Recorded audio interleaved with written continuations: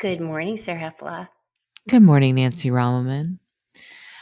What's shaking over there? What's shaking? Well, I went to a ice cream stand, like roadside ice cream stand yesterday called Joe's, and sat on a picnic table and ate soft serve vanilla ice cream with caramel sauce. And I just want to recommend it. It's not my hot box, but it's summer.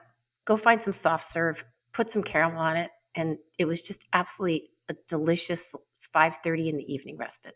So I that's love caramel, first of all. Oh, me too, man. But second of all, I'm going to tell you something that I think might be controversial. Okay. Ice cream got too complicated. And what I mean by that is there was a place I live off of a kind of strip of restaurants and bars called Lower Greenville. Mhm. And there was a place called like Chemistry or some shit, and you would go in and they would freeze dry the ice cream and it would Yeah, make it. What are you doing? What are you yeah, doing? yeah. Cut it out. Right. I blame Amy's Ice Cream, the fabled place in Austin, for this because they would do mix-ins, They had that was a cool thing they used to do, right? Okay, so we're gonna yeah, take this ice yep, cream, we're gonna yep. mix it in with like, oh, you can put some pineapple shit in it or Peanut whatever. butter cups. Peanut butter cups, which by the Yep. way, it makes it cold. Don't do that. But anyway, to each his own. That was exciting for people. It's kind of like bespoke Blizzard, okay? Meaning the Dairy Queen thing. And we just went off the rails. I blame Instagram culture for this because all these fucking social media influencers needed to go and show themselves buying ice cream that looked like a rose petal. Look, it's gelato, but it's shaped like a rose. Oh, how cool.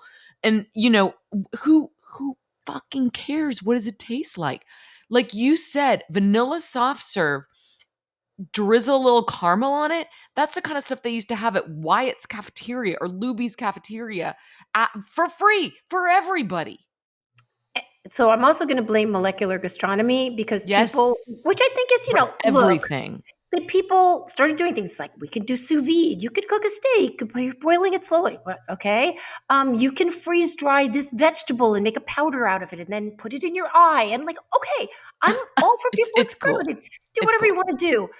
But there are some things, and I don't think it makes you. Look, I'm going to tell you, it's not about being old or young because I sat around yesterday and all the people at the tables around me were 3 years old for the most part, with some parents. They were so happy to eat ice cream. It just makes people happy. And this was not like some fancy ice cream. They did have a lot of different flavors, but I just went with the tried and true. I should I'm blame me. now trying to figure out why you were hanging out with 3-year-olds. Well, no, it's that you.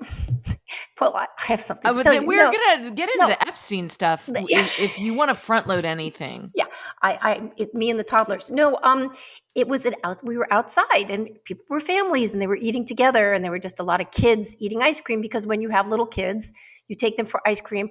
I think we can ask in the comments here. Hey, parents, do you remember the first time you gave your kid ice cream? Almost everyone does because there are videos of this on Instagram. Like Really? people, yeah, like you give kid a taste of ice cream and then they go, ah, they like grab, Really? stick it in their face. Oh yeah, Oh, people that's like super ice cream. cute. I have a picture of Tava having her first ice cream cone. Like Oh, it's that's really original. cute. No, It's I've so never good. seen that. Yeah, But I do remember when I was so young that I couldn't see over the counter yeah, at yeah. Swenson's, I think, or Brennan's, or I don't know. It was in Michigan. If you're from I Michigan, you think can tell me what Brennan's it is an ice cream place. or Brannan. I don't know something. Yep. Anyway, they had pink bubblegum. That's Oh, what I oh, wanted, Nancy. I Pink used bubblegum. And my mom was like, no, no.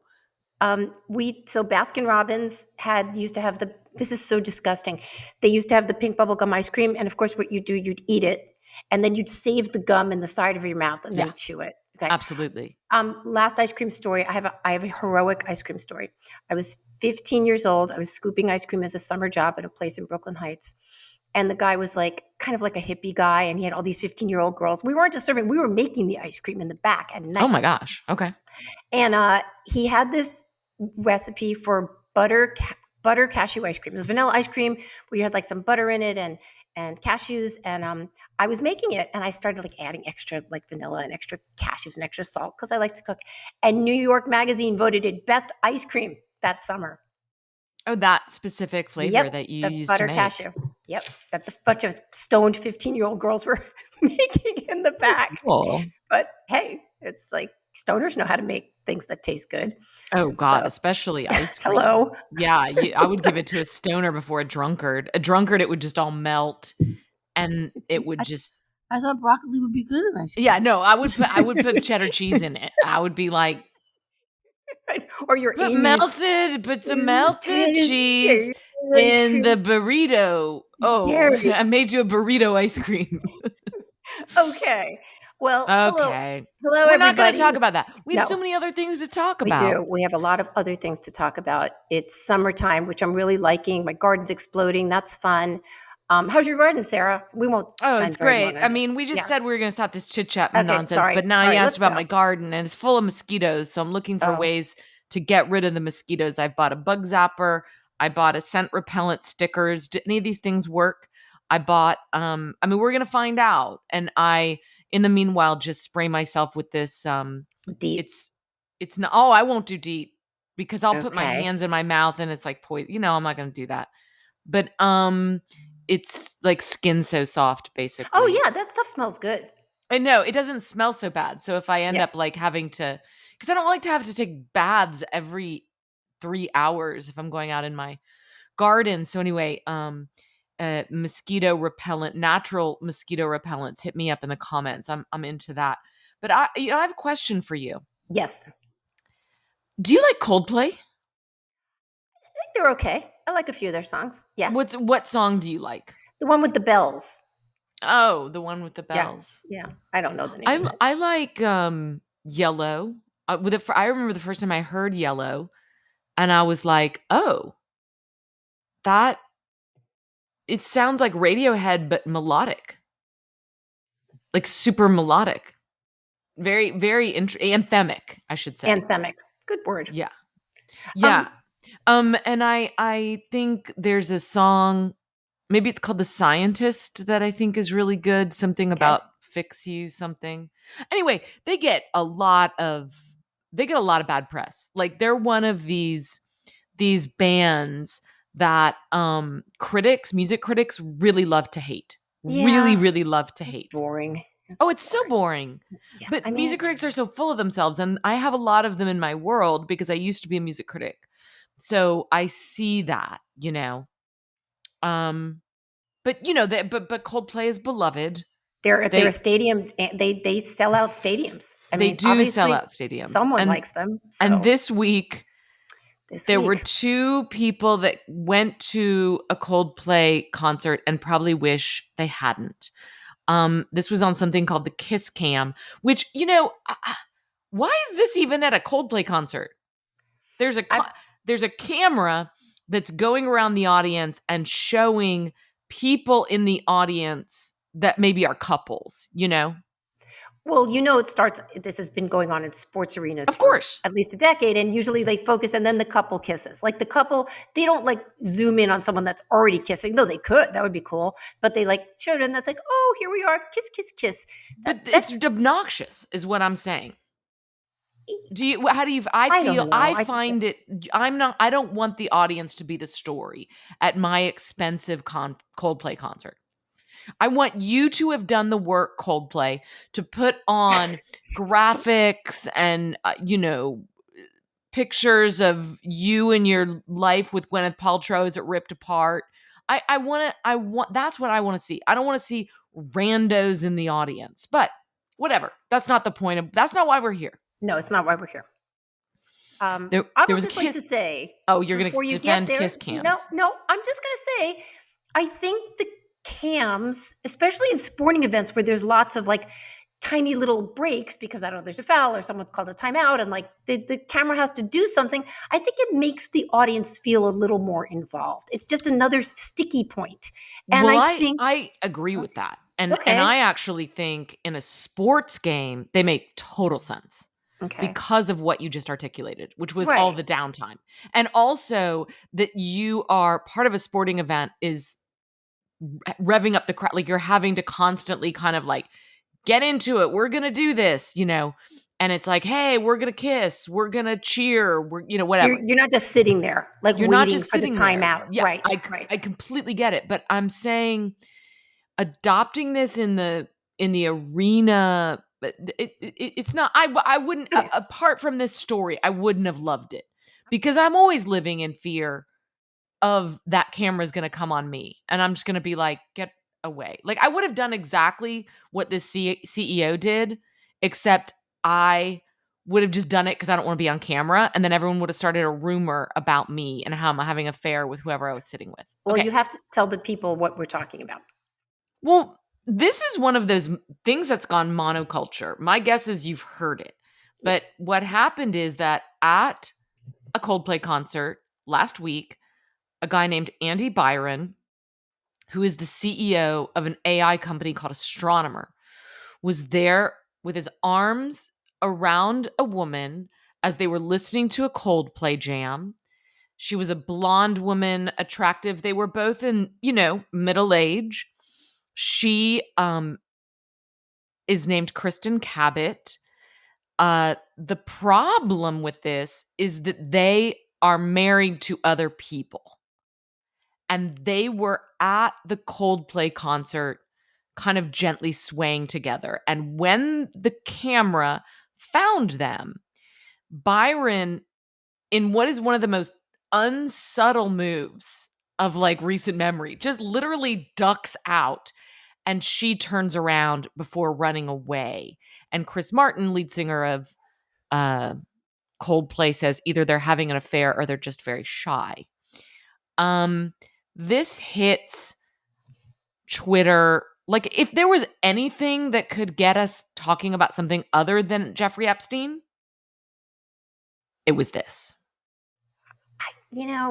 I think one of the reasons it is first of all, the way they part is pretty funny. It's really funny. Obviously for them it was ghastly because they were caught. Like there's nothing they can do about this. She's the head of HR at this company. That's the punchline. She's the chief Yeah. of HR. Yeah, right. What's the policy at the company about, interdepartmental It's always the affairs? HR Always the ladies. HR, man. They are hiding skeletons. Here's the thing. It is also something that many people are familiar with, okay? Because many people have affairs outside of their marriage and they have to figure out, for as long as they are going to keep their affair private, how you do that. How do you do that? Do you meet, at the weirdo Howard Johnson's off the 82? Do you, just how do you keep things private? And clearly, they're at a point in their relationship where they're not overly concerned with keeping things private. Remember when Brad Pitt and Angelina Jolie, they made that movie, Mr. and Mrs. Smith, Yeah. and they're doing they weren't together yet. I guess they were married to other people, and they're doing all this PR, and they're standing like 7 feet away from each other in every shot, which people are like, well, that's weird because usually you're kind of chummy with your person you just filmed with, and everyone's like, oh, they're having an affair. Okay, they got married, they had kids. Okay. To my mind, these are people who've probably been doing this for a while, and they just feel comfy, and they're clearly liking it, and they're going to a concert, and they were ready to let down their guard, and maybe this was deliberate. So I think you've illustrated why I think this story has blown up in the public imagination, which is that actually we don't have enough information to be able to know the story. And it is so wonderful and exciting and exhilarating to write the story. And we will write the story according to the data set we know. And or that we find most, the sort of Occam's razor. Like the story you just told strikes me as completely plausible. But the truth of the matter is we don't know. They might have met last week, Nancy. Let's write some stories. Well, yeah, people do need to write some stories, and they will. They've been doing it on social media. I mean, the thing is we don't know whether this is a new affair or an old affair. Like, so your point, I think one of the things this brings up, because then, of course, the CEO resigns, okay? Did he resign? He resigns from Astronomer.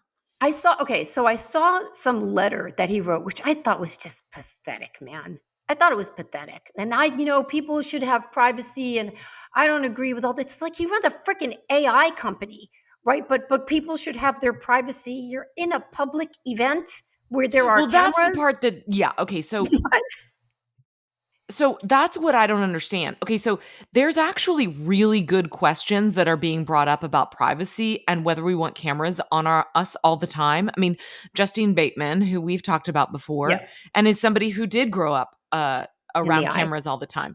Made this point on Twitter, like, I know this is funny and everything, but like, are we really okay with these cameras on us all the time? And that's, I think, a very valid question. There's also this really valid question as to why we are getting so much glee and satisfaction out of two people whose lives might be ripped apart right now. Hey, listeners in Listenerland, and for those of you on YouTube, maybe watching it, thanks for being here. This is the end of the free portion of this episode. If you would like the entire episode, got to head over to Substack. That's smokempodcast.substack.com. Become a paid subscriber. Many ways to do that. You get the full episodes and you get some other niceties and et cetera and et cetera. And if you are over here on YouTube, hit that subscribe button as well. We appreciate it. Tell your friends. Thanks.